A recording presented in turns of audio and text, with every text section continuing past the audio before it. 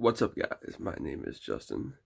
I know I haven't posted a video in a couple of months now, but I wanted to make this video because for those of you that aren't following me on Twitter, there's big controversy going around between sim racing, or in my case specifically, iRacing, and real life racing in all forms, but in this case, short track racing, like, local tracks. Few apologies first of all. I just woke up. I look like garbage, but that is not important to the point of this video. And if I talk and lose my talking ability, I hurt my tongue a couple days ago and it's not fully healed yet. And whenever I bump it on the back of my teeth, it hurts like hell. So if I just start mumbling gibberish like that, good timing. If I just forget how to talk, it's because I bumped my bottom of my lip, bottom of my tongue in the back of my teeth and forgot how to talk. Okay, I'm going to preface this video. I am not a professional race car driver, nor will I ever be. And although I am very good at what I do in the sim racing world, I am probably never going to be a professional sim racer and certainly not make a living out of it. I enjoy what I do. I've been very successful at what I do, and I am making this video on the basis of my, I believe, vast understanding of this issue, kind of knowing a lot about both sides and being a part of one side extensively. Okay, so I'm going to start with the beginnings, not the beginnings, but the beginning of this particular conflict, which actually really came in two different parts. So Doug Coby, those of you that don't know him, is the modified national champion. I don't know what the actual term for it is, but he's like the tour modified national champion of the country. I don't know where they race. I don't really know a whole lot about modifieds all as a whole. So I don't know what tracks they all race for this countrywide championship, like the big tour modified championship. I assume it's the Northeast predominantly, but probably not exclusively. I'm sure they race at like New Smyrna or something. Anyway, so Doug Coby and Justin Bonsignore, who's another modified driver, actually happens to race in the elite. But modified driver Doug Coby said something on Twitter about how it makes the real drivers sick, like physically ill, that sim racers are advertising sponsorships with teams or whatever he said. I don't remember exactly. You can go find him on Twitter, Doug Coby, Coby. What he's referring to is the NASCAR. I don't know if it's still called the Peak Antifreeze Series, but the Pro Series, where the pro drivers race the 40 best iRacers on the oval side, starting in last year, have been aligned with real people, real teams. So Dale Earnhardt Jr.'s team has a stake. He has the same drivers, I believe, Conti and the other guy, Brad Davies. The same drivers as last year, but he has a real stake in this. His Dale Earnhardt Jr.'s Junior Motorsports picked these two guys to represent his team in the Pro Series, and so on. Austin Dillon has a team now. I think Denny Hamlin, William Byron, and others have teams. So he's basically saying all these guys aren't real racers and don't know what they're doing, and he thinks it's dumb that they put on this facade, how do you pronounce that? Facade for being, you don't need he's basically saying you don't need a sponsored day for a sim racing thing that he sees as more of like a game or a hobby. And that's ridiculous. I'm going to try to keep this light that's over here from being directly in y'all's eyes. I don't know how bright that's going to be. He's basically saying that you don't need a media day to show off like fake race cars when you could just like have a Twitter post even. But yeah, I think he's even saying that that's too much and it's not real.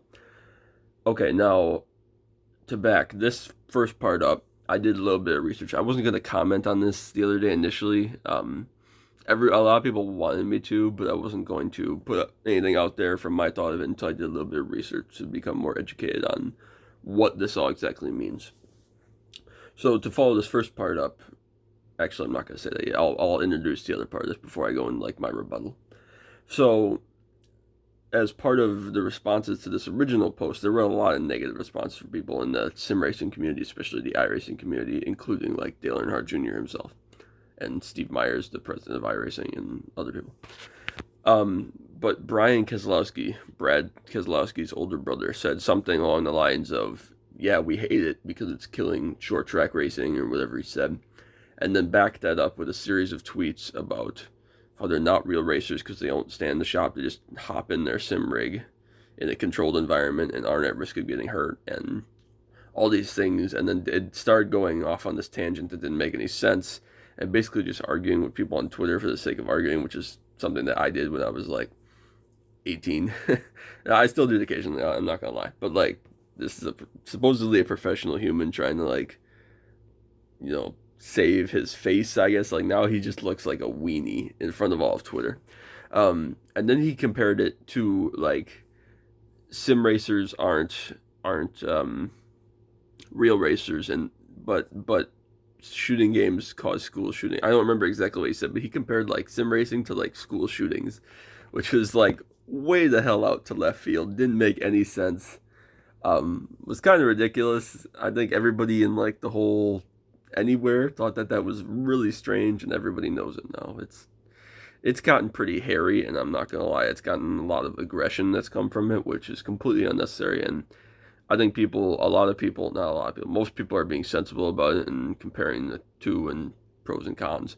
But some people are taking like that you have to be either pro like real life short track or pro like sim racing, and that's not true at all. I mean, last year I went to the most races I've ever went to. I went to a cup race in Charlotte with Adam, the Xfinity race, which I go to almost yearly at this point with my brother, and at least 3 short track races, 4 or 5, at least a lot of short track races comparatively. I mean, some people go to a ton, but I mean, like, for what I have for a budget. I mean, like, I went to at least 3 races at WIR, plus the race at Slinger in the summer with my parents, plus the race at Madison International with Kaylee and Anna.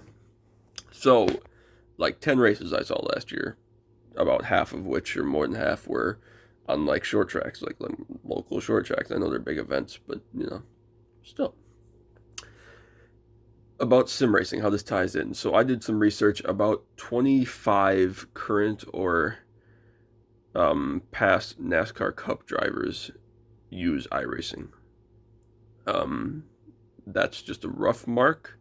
That doesn't include like other series. That was just, like Dale Earnhardt Jr. is on there. I've raced with Eric Jones, with Bubba Wallace, William Byron, other people like that. That's probably not the whole list, and that's just NASCAR Cup drivers that I came up with just going through it rather quickly. That does not include IndyCar drivers that have been known to use it. The late Justin Wilson used it. I'm sure plenty of others have. IMSA drivers, Dane Cameron, who I believe is a multiple-time champion in the DP category, uses it or did use it at one point. Australian V8 supercar drivers, what's this dude's name? Oh, Shane Van Gisbergen is on there fairly regularly. I mean, he doesn't do it all the time, obviously, but I mean, like, enough that you could say he's like a sim racer, not just someone that has it for fun or something. And many other people. So, like IndyCar people, like I said, all different disciplines, because iRacing is marketed as I don't want to say a game. It's not. It's a game to some people, but I prefer the term simulator because it really doubles as a training tool. So it's the cheapest, most accessible, best way to get in a car and run laps if you're not a millionaire and don't want to like kill yourself if you don't know what you're doing, essentially. And that's why I do it. It's the closest I'm going to get to being a professional race car driver in any capacity. Even if I'm not a pro on iRacing, I'm very good at what I do, and I'm never going to be the best. Obviously, no one's going to ever claim himself to be the best except Max Benecki. I love Max Benecki, don't get me wrong.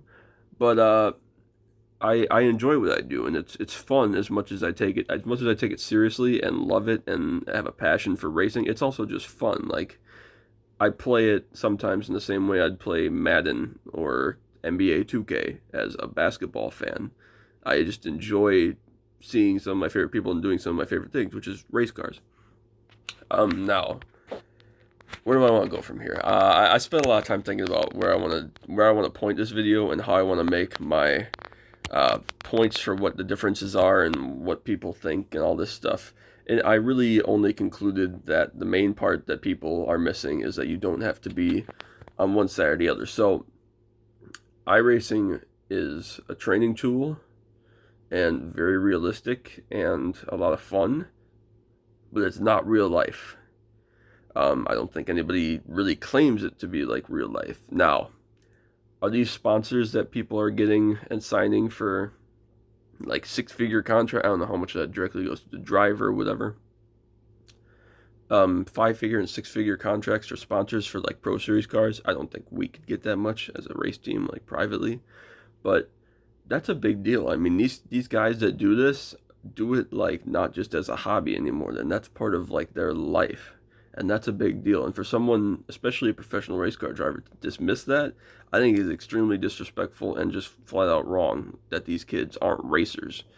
Are they real race car drivers, and do they do what real race car drivers that strap into a seat do? Of course not. I don't think anybody is claiming that. Are they real race car drivers or not? I mean, they're race car drivers, but they're not like athletes, if you know what I mean. They're not athletes. I'm a race car driver. I'm not an athlete in doing that. I'm not a NASCAR driver.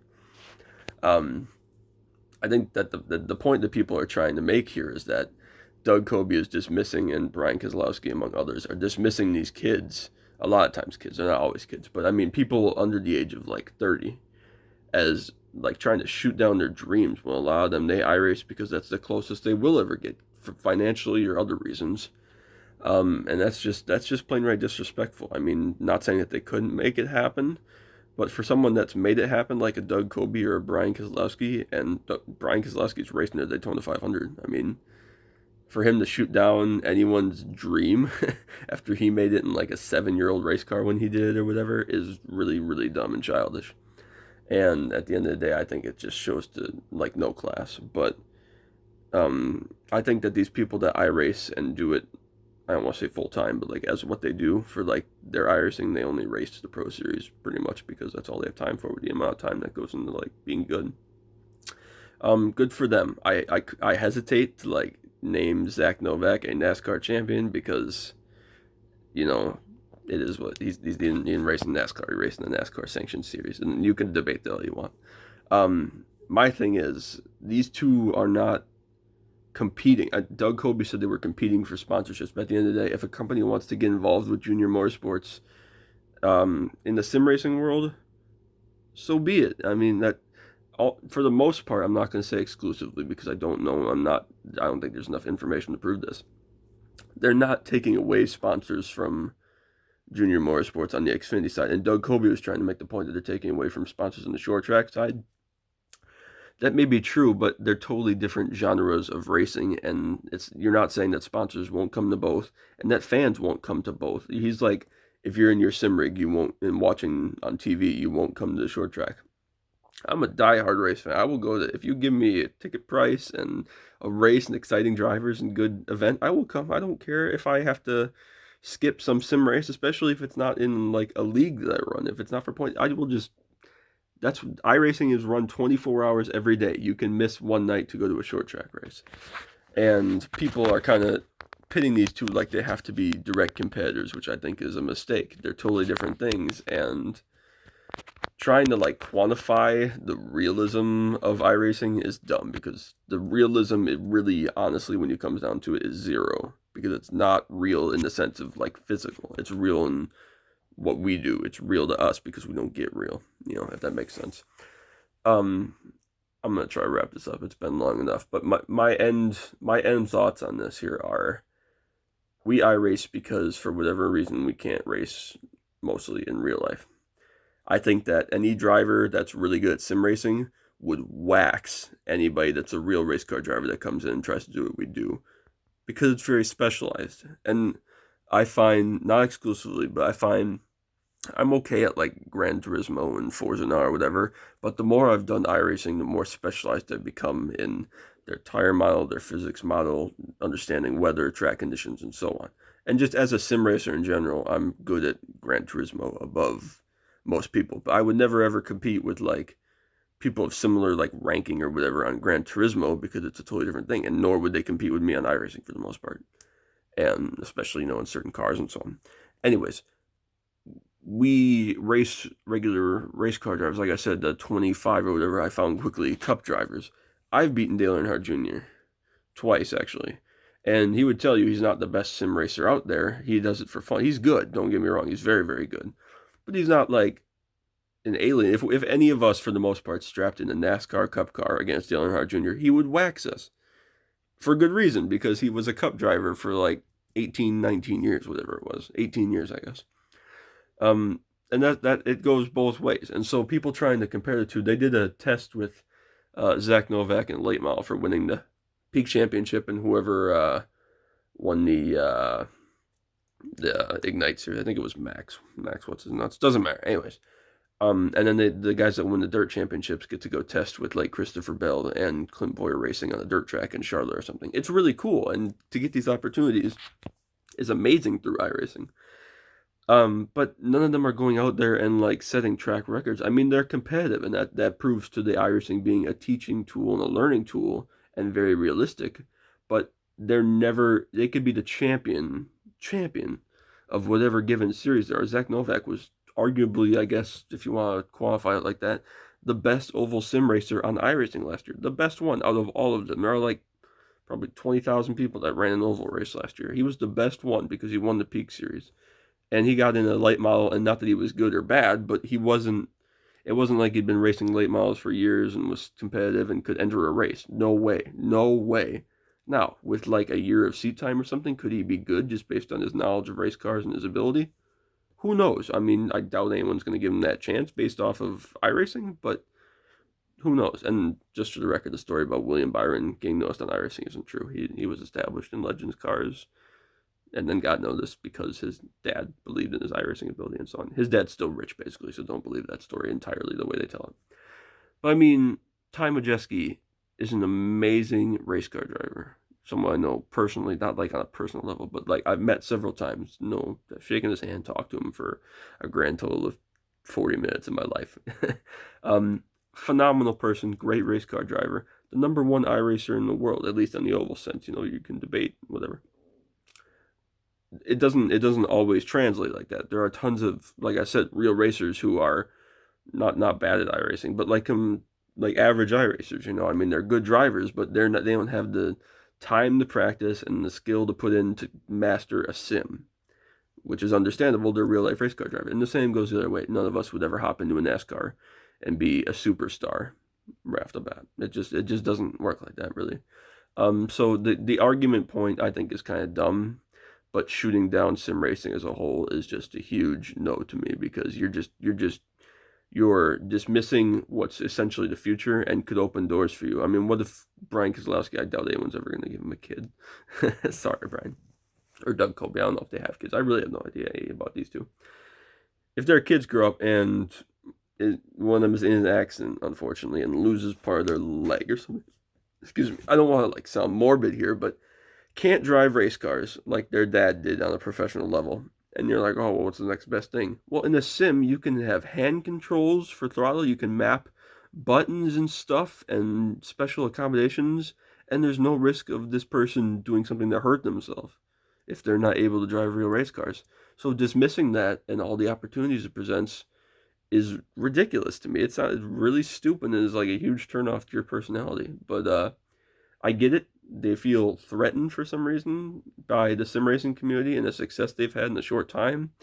I think that's wrong then to then turn around and shoot it down and pretend like it's dumb and isn't going to be successful and that it's going to be silly in 10 years when all of us waste all this money on technology. Well, iRacing's been around for almost 12 years now, and they're not slowing down. If they grew from a bunch of hobby racers essentially and 200 people or whatever that started out on this thing and grew it with Dale Earnhardt Jr. to hundreds of thousands. I don't know how many members there are. A lot of members. I think they went over 100,000 recently. I forget the number.